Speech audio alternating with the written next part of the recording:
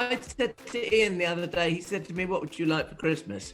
And I said, yes, I have come up with an idea. There's a wonderful tool called a Hori. Is it a Hori Hori? Hori Hori, yeah. Or Hori Hori. And it is a wonderful tool that I think you probably have to be careful with, because it looks vicious. Somebody just giving me an old biscuit tin with some little envelopes in and some plant labels and a good pencil to write on the plant labels. Ball of string, all of those little things in a little tin would be a really thoughtful present that I would love.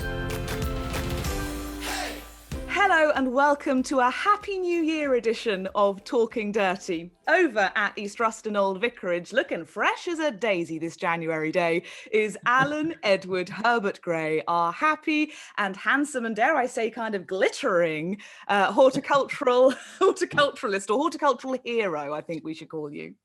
Oh, really? Well, goodness me. Well, over in Cambridgeshire is Thordis Sophia Maria Fredriksson, looking absolutely stunning in a recently completed new jumper, which, if you'll excuse the expression, was an absolute bugger to knit. And I've just been told if you actually drop a stitch, well, forget it.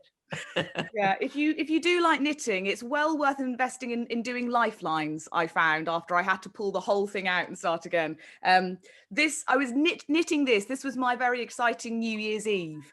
Nothing else to do, so I was determined to finish this in 2020 as my final finished object of the year. So I got it finished on New Year's Eve. That's how I spent my end of the year. How was your Christmas? How was your New Year? Well, it's a great end to the year, I think. And in actual fact, I get rather, shall we say, frustrated by the fact everyone's saying, thank God we can say goodbye to 2020. And 2 days later, we're into a new year, but nothing has changed, you know. In fact, it's got worse again. But that's by the by. We have to deal with what we have to deal with. My Christmas was actually very good, thank you very much. I mean, as usual, we don't sit down for Christmas lunch, and it was probably a lot of people did what I did, and they had their Christmas lunch later on in the day this year. And I'm not a great one for cooking a turkey because I don't like the thought of this great big bird having to cut it up and all that nonsense. I just don't like the thought of it. And so what I did this year, there's a chap called Donald Russell, or a business called Donald Russell up in Scotland, and they do the most amazingly creative things with turkeys. And they get this enormous turkey drumstick, which they then put half a crown of turkey on. So you get your brown meat on the drumstick, your white meat from the crown, and then they stuff it with this amazing stuffing with, the largest sultanas I've ever seen in this stuffing. Absolutely. I mean, the only thing I would say, when you're washing your plates up, be careful because you get one down your drain that will block it. But it was the most amazingly tasty Christmas. And there was enough for 4 people. I mean, there's only 2 of us. We had it twice. Enough for 4 people. And that's it. You know, you just relish it, love it, use it. 2 days, it's finished, on to the next thing. And my next thing was, in actual fact, a tomahawk of beef, which came from the same people. And it's basically a ribeye steak with this enormous rib, and you feel you could pick it up and whack somebody on the head with it. And I cooked that in the oven, and I cooked it in about 35 minutes, I think. I seared both sides of it to give it a lovely sort of brown crust with some nice umami flavors in there. So it got caramelized. And then I popped it in the oven for about 35 minutes, and it was absolutely delicious. Slightly pink in the middle, just as we like it. Oh. You know, if you don't like it slightly pink, leave it another 5 to 10 minutes, and it'll be fine. That sounds delicious. And in actual fact, there was so much on this that we had what we wanted. And then our oldest dog, Violet, who's 17, she absolutely devoured the rest of it. Not all at once, but she had it. And she's a Lhasa Apso, and they are known for their longevity. And she's got to the stage now, as you know, Thordis, where she is slightly blind, slightly deaf. I mean, more deaf than hearing, I think, and more blind than seeing. But she knows her way around, and she's welcomed the new pups that we have with great enthusiasm until she gets tired, and then she snaps at them. But I think this this Christmas has given her a new lease of life. Oh, particularly the beef. How was your Christmas? Well, when it came to my Christmas, it was really lovely. Lots of tasty food. I'm probably about 80% mince pie at the moment. I've eaten more than ever before. Quite a lot of cream, which is a concern for the waistline, but never mind. And I got lots of lovely gifts, including a palatial hedgehog home in vibrant orange from a certain somebody who I may be talking to right now, which I need to find a home for. I was going to say, well, I hope it's not. I mean, you're always telling me how small your garden is and everything else, and I did think when I commissioned it, because I actually commissioned it from somebody, you know who they are, Roger and Jackie, when they came to the plant fair, and I suddenly thought, Thunder Fairy Christmas present in orange, it has to be. So I got them to do it, make it for me, which is very kind of them. And I mean, the money goes to the wonderful sort of hedgehog trust and all the, what do they call Hodmadods? If you remember Hodmadods in Norwich, and they look after hedgehogs and things like that. And so I thought, well, it's all in a good cause. And then I thought, well, am I being silly? Because Thordis is always telling me she has a small garden. And I thought, no, you're not being silly, because it can reside at mum's until she gets a bigger house. Exactly. And a hedgehog home is for life, not just for Christmas. Now, the other thing I got for Christmas, which I was very excited about, you may remember before Christmas, we thought we would help people who were struggling with kind of gardening gift ideas by sharing some ideas with the very lovely Ian Roof of our Get Gardening team. And one of the things I started waxing lyrical about and got a bit carried away with was the idea of a tin filled with treasures, you know, seeds and secateurs and string and pencil and all those sorts of things. And lo and behold, my clever mother watched the podcast and bought the most exquisite vintage tin. Now, anyone who follows me on Instagram, or you know, who's sort of followed me aside from this podcast, will know that these are a pretty accurate representation of our family ponies. So we have a halflinger and a little Icelandic horse. So this is Morley and Tilly, basically, on a wonderful old vintage tin that she managed to find. It's lovely. That's absolutely lovely. Searched and searched, and then, as if that wasn't enough, she then individually wrapped up all kinds of wonderful seeds for me to put in it, plant world seeds, all kinds of exciting things. She's even challenged me to try and grow an albizia from seed, so wish me luck. Actually, that's not too difficult, because albizias are members of the pea family. But good. So that really isn't too difficult. A nice gritty compost, and then it's a question of waiting, actually. And I noticed that this is a little seed tip for anybody growing plants from seed. Do your research first. Two reasons. One is if you sometimes seedlings put up the first individual leaves, not the cotyledons, the first true leaves. They don't tell the truth. They don't say exactly what they are. And if you're like me, an impatient person, you throw the whole lot on the compost heap and then realize that the second year the leaves come true. That was an aromatallicum marmoratum that I grew from seed. The other thing is that Tim Fuller of the Plantsman's Preference had a picture on Instagram this morning of a flower pot that he'd discarded because he'd sown some trillium seed in it 2 years ago, and there were 5 or 6 little plants all just starting to grow. So he's rescued them, but so don't be in too much of a hurry. No. If your seedlings don't germinate immediately, just leave them, and they probably will. Yeah, the idea of doing your research and getting as much information under your belt before you start your attempt is a really, really important one, because my mum also came across a lovely little company called Heartwood Seeds, whose seeds come in these tiny little packets. One of them has got 5 seeds in. What one was this? This was an Adenium obesum, or Adenium obesum. There's a jacaranda. I mean, she has definitely challenged me with things to grow. But these wonderful people sent me a message to give me specific extra germination tips for these seeds. So I'm so grateful to you. Thank you for sort of trying to set me on the path to success. We'll see how I go with them. I'm not the world's best germinator, but I'm certainly keen, if nothing else. So we'll give it a go. You touched on a point there, because jacaranda seeds, we had a jacaranda that I grew from seed many years ago, and I planted it in the ground in the Pelly house, which has got quite a tall ceiling. I can't remember why, but I took it out. But I'm really thinking of putting it back, because it blooms early springish here with those wonderful mauve mauvey purple flowers, lovely ferny growth. It's a graceful plant at any time. If you've got the space for it, I would urge you to grow it for a few years until it gets too big, and then you probably have to start again. But I remember very affectionately jacaranda trees from when Graham and I flew to the other side of the world. We had to go to, or Graham had to go to New Zealand, and I was allowed to go along as, you know, carrying the luggage and all that sort of thing. But I mean, in other words, I got a free holiday out of it. When we were flying in over the city of Auckland in New Zealand, in the, it's the North Island, I think, and there was all these blobs of purple. There were lots of blobs of bright blue, which were the swimming pools, and the blobs of purple, because it was midsummer there, you see. This is on the 31st of December, and this lovely purple jacaranda was blooming away, and I fell in love with it. Oh, well, there we go. If I ever get it to grow, I'll remember that. And also, because I've now put all of my various naughty planty purchases and gifts into this, to try and keep the newest ones on one side and then kind of last year's seed on the other side. It'll all go to pot as soon as I delve into it. But on the top, I also have a few little things that you gave me, which I'm excited to grow. A wonderful fireball poppy from Plant World Seeds, some tagetes, there's all kinds of exciting. I think that's the one I saw Chris Beardshaw talking about as the Armenian poppy. Did a bit of research and found out which one that was, and I thought he suggested somebody should grow it on Gardener's Question Time, so I did a bit of research and found out what it was, and that's it.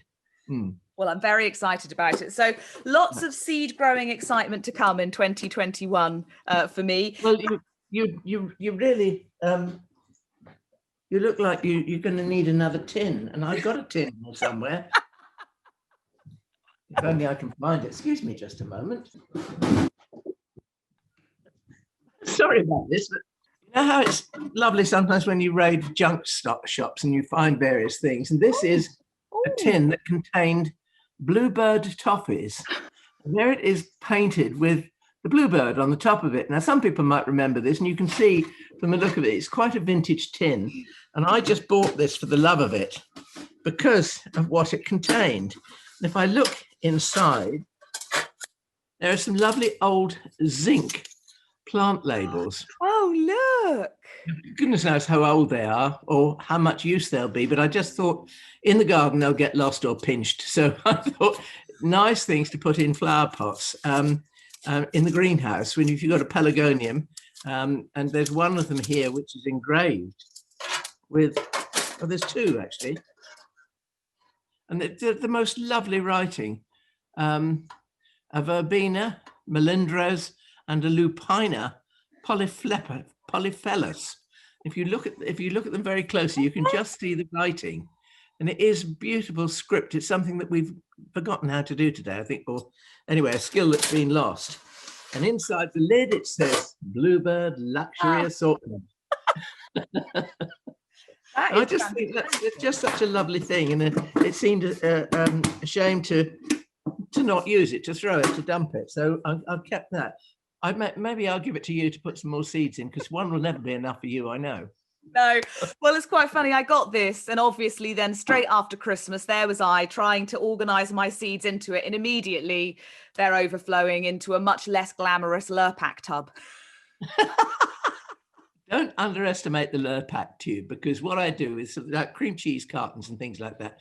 I actually heat a soldering iron up and I pierce through the bottom to make holes, and I use them as little seed trays, because quite often you don't want a big seed tray and you don't need huge depth when you're germinating seedlings, and they're really quite useful. I remember years ago people used to laugh at other people that used to sort of sell little plants in yogurt pots. Well, there's nothing wrong with that in actual fact, because it's a method of recycling, and hopefully today we'll have sort of, or in the near future, we'll have Lurpak tubs and yogurt pots and all the rest of the things that will be biodegradable. Yeah, and actually lockdown Mark 1, that was so much of my growing. I have never held on to milk bottles, cartons, yogurt pots, Lurpak tubs, all of them. I now am hoarding them because I live in fear of not being able to go out and buy, seed trays and things again. And obviously when you've gardened for a while, you have built up a certain stock of pots, but it's amazing, particularly when you want seed trays, little ones. It's nice to be able to sow a small number of something. You don't always want a big seed tray. No. It's amazing how quickly you go through it if you are germinating quite a lot. And I always germinate way too much. Yes, can't you tell the world has gone back to work today? I mean, this week the telephone's going, the door buzzer's going, goodness knows what. Oh dear. Sorry about that. Busy. That's all right. Oh, we never asked about your Christmas presents. Oh no, you didn't. Well, I had lots of sort of nice things. Like, I mean, I love a diary, and every year some of the people that work for me, they very kindly club together and get me various things. And one of them was the RHS diary, which I love because it has lovely artworks in it. It's not just that, but lots of other things as well. And it's so useful. And I do like to sort of I don't keep a diary per se. I just make occasional notes. Normally something I've got to remember. But this intriguing bag arrived, if you can see this, with Japanese writing on the top.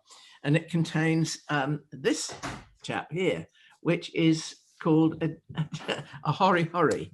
And it's almost horrid, because what it is, in actual fact, is this Japanese planting tool. Now, this is not the kind of thing you want to walk down the street with, because it's got this great serrated edge here, which is really good for sawing the odd branch off.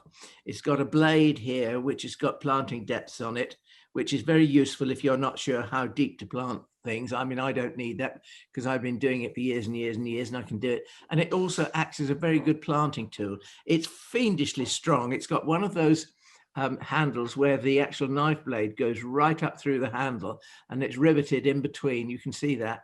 And it's just such a useful tool that it's one of the things that, it will still be usable long after I've finished gardening. Which I think is a wonderful thing to have. And it comes in this, and it's not fiendishly expensive. I mean, it's not cheap either, but then nothing is. And it has this lovely thing you can hang on your belt, so that you've got it with you at all times. Isn't that a good thing? And I know you wanted that. That was pretty high up your wish list pre-Christmas. It was, actually. It was the first thing that came to my mind. I thought, can I have a Hori Hori knife, please? It's one of those tools that, if you're bodgering about in a border and you suddenly come across the root of something and you can't necessarily dig it out, you just want to saw through it on either side to push a plant in that space, and it's absolutely ideal. Yeah.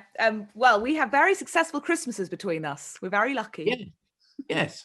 Count your blessings. The other thing that comes to mind for January is New Year's resolutions. Now, I am terrible at New Year's resolutions. I don't know about you. Do you tend to set them or not? Not anymore, no, because invariably they get broken. So my New Year's resolution for the past few years has been a sensible and individual one, to just try and be better at whatever it is that I do, to be kinder, to be fairer, to be a better person, to be a better gardener, to grow bigger this and bigger that, more interesting, more expansive, involve more people in what I'm doing, just to be, I think, generally nicer and a kinder kind of person. Well, you're doing very well at all of that. So the New Year's resolutions of past years have clearly paid off. Yes.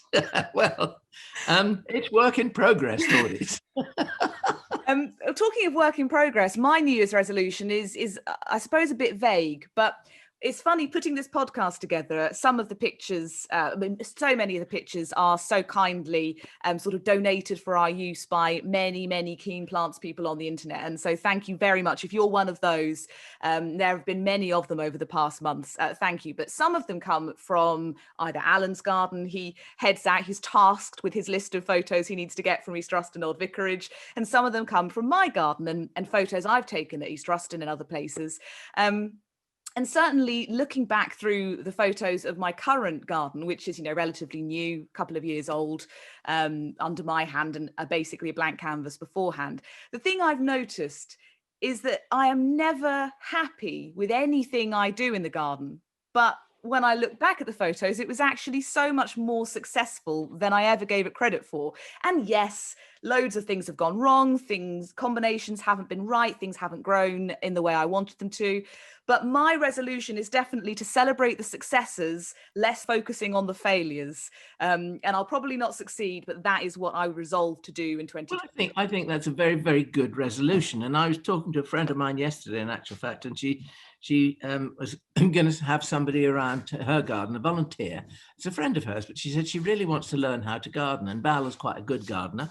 And so she said, goodness knows what she's going to think of my garden. And I said, Val, you made the classic mistake that everybody makes, you included, Thordis, and that is that when you look at your garden, you're super critical of it. And there's always the thing, and it's personal taste as well, the things you don't like and everything else. But perhaps we shouldn't do that. Perhaps we should be more self-indulgent with ourselves and try and see it through the visitor's eyes. And they come expecting nice things to see, and that's what they will see. So, relax into it and just enjoy it a bit more. Having said that, I have to say that I'm equally critical of my own garden and equally worried about the jobs that need doing. But, life is not perfection. It never is, and it never will, probably never should be. But, people can enjoy seeing work in progress as well. So enjoy it. Perfection is boring, hey? Yeah, it is. It isn't actually. And to be quite honest, you've only got to go to one of these gardens that people rave about, like the Bouchard garden in Canada, and there's that famous spring bulb garden in Holland. I can't remember the name of it at the moment, but never mind. But they are garden to the state of immaculateness that is frankly boring, because there's nothing, everything is just too tidy. I had a cousin like that. She kept her house too tidy. There was never a newspaper. Even the fruit in the fruit bowl was made of china. Yeah, it's definitely not like that in my house, I tell you. Didn't know whether you could sit down or not. But, it's such an exciting point going forward. I feel, particularly on a sunny day, even though it's still winter, it feels like the promise of the new gardening year is upon us. I have had listeners to this podcast get in touch with their shopping lists. Special shout out to Foggy, who has been putting together a quite extensive shopping list based on past FLOMO from this podcast. Right. So Rosa Mutabilis, I know, is there on the list. Lots of other scrumptious, lovely things to be added to gardens up and down the country. Talking of FLOMO, have you got a FLOMO? Well, I do. Actually, you mentioned Plantsman's Preference earlier. Yes. Mine comes from, I think it must have been a few days ago now, Nandina Domestica Filamentosa. Yep. Which I might not have room for, but certainly in the photo of it at this time of year, it looks like quite... I think Nandinas are known as the Chinese sacred bamboo, but that's their common name, but they're nothing like a bamboo. And yet they are, strange enough, but it is a shrub. And I remember this shrub from 30, 40 years ago. It was too tender to grow outside in this country. And we used to see them, you could buy seed of them and they would be advertised with these huge panicles of wonderful red berries. And you think, oh, I must grow that, not realizing that it would die in the hard winters we had. But today, thanks to global warming, we have that Nandina domestica with large panicles of berries on it. I've got one in the winter garden. I don't know quite, can't remember whether they're red or not yet, but they will be if they're not quite. So it just shows how things change. And it is a lovely plant. Doesn't have to grow too big though, so you may be all right. Ooh, I might be able to fit it in. And always remember that if you've got a shrub in your garden, you can always grow things through it so that you can have color throughout the year. I mean, clematis, something like a Cremocarpus scaba, the Chilean glory vine, morning glories, that kind of thing. So they can be dual use. Chilean glory vine growing through things is wonderful. It crept through a load of verbena in my garden last year, and it was just such a stunning combo. I'll tell you one thing that they do at Great Dixter. They leave their old delphinium stems on. They cut the seed heads off, but leave the stems growing, which adds strength to the crown, I suppose. And then up those stems, they grow something called Mina lobata, or Ipomea lobata, I think it is, which has those lovely little bunches of flowers like red, orange, and cream bananas. It's a pretty thing, but again, it disguises. It's a bit like. What shall we say? If you've got tatty old clothes on, you put on a rather smart scarf like I've got on today.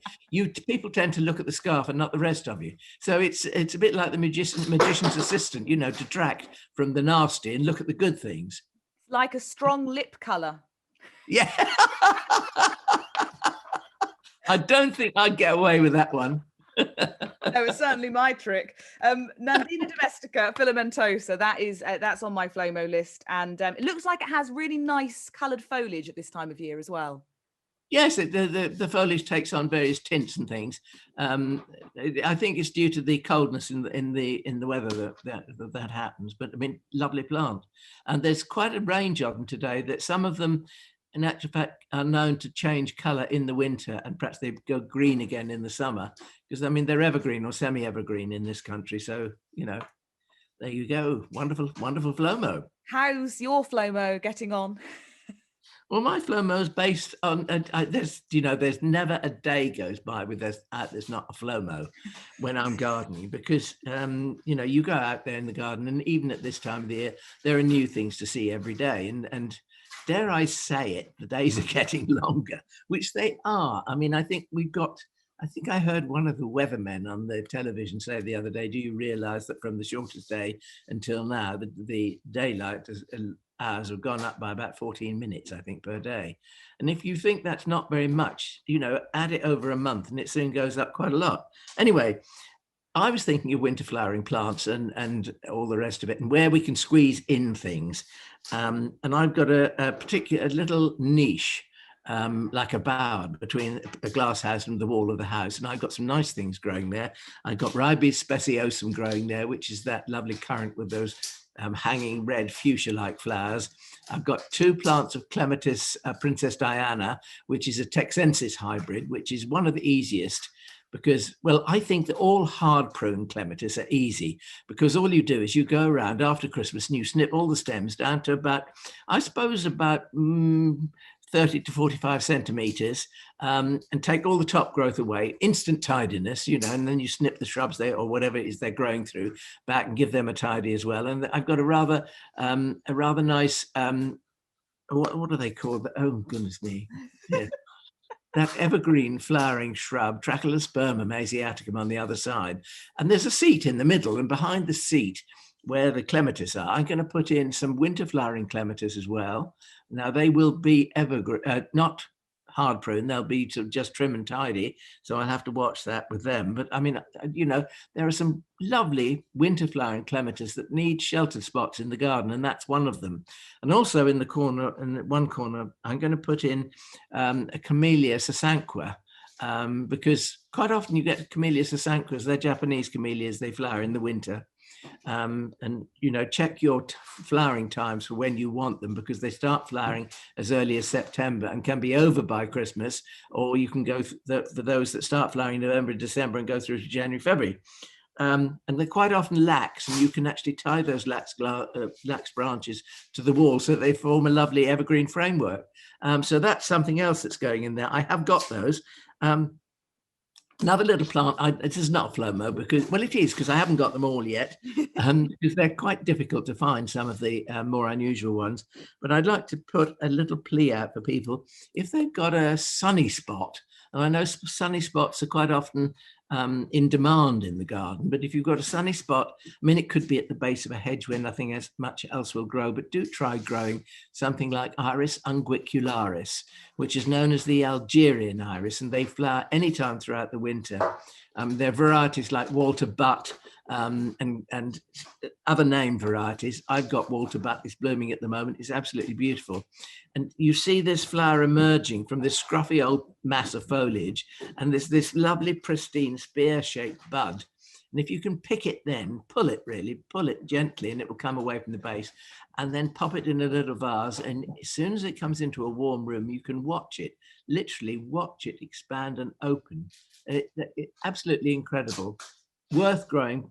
I mean, they don't make a huge show, I'm not saying they do, but they're lovely to have, because at this time of the year, I think you don't look at the whole border and think, isn't that border lovely? And don't those colors match?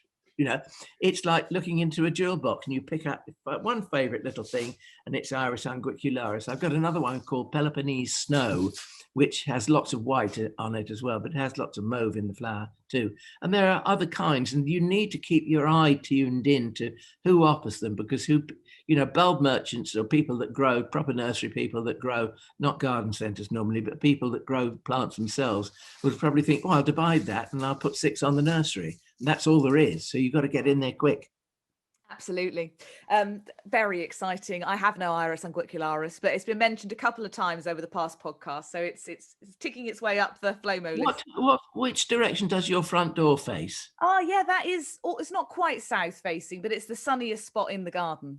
Exactly. So, it's, I'm just saying, if people have got a front door that faces south, and if you can make a little spot beside the steps, the step that goes into your house, or even if there isn't a step, doesn't matter, but just there, that's the kind of place, because you don't have to go into the garden, into the cold. You can see it as you come and go. And that's the place to put plants like that. So you appreciate them. It's a bit like scented plants. I mean, lovely Daphnes at this time of the year, Daphne Balua particularly, umpteen varieties available, expensive plants, but I mean, they're worth it because they start opening in December, late December, and they carry on opening right the way through until the end of March, beginning of April, if you're lucky.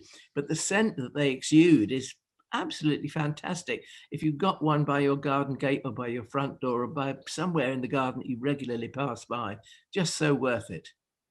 Top tip of the week.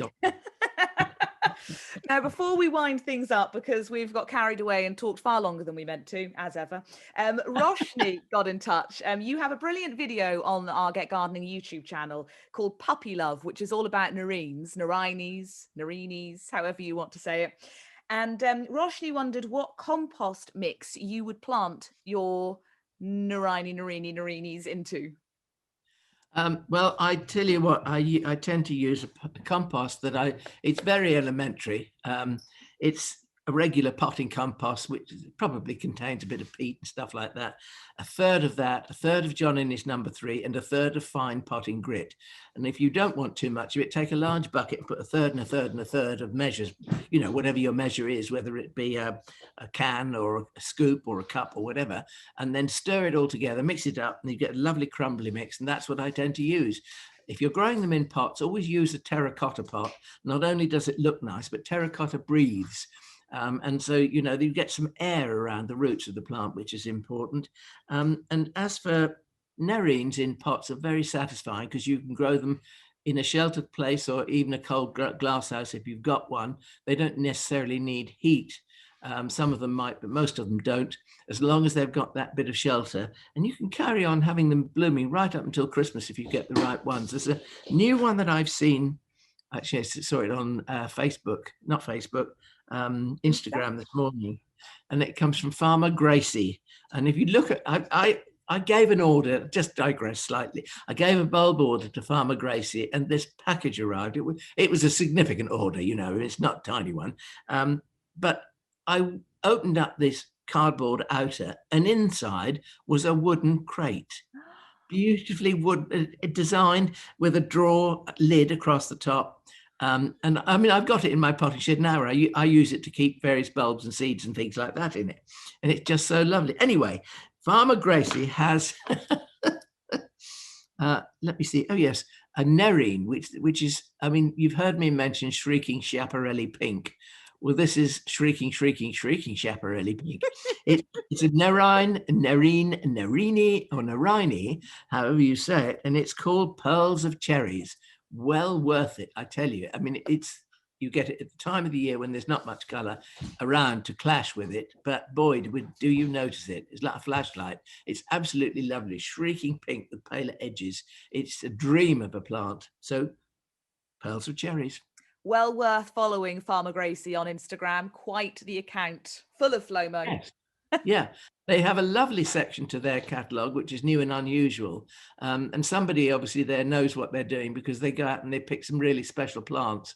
I think I saw on there a scabiosa called Fama Blue, Fama Blue.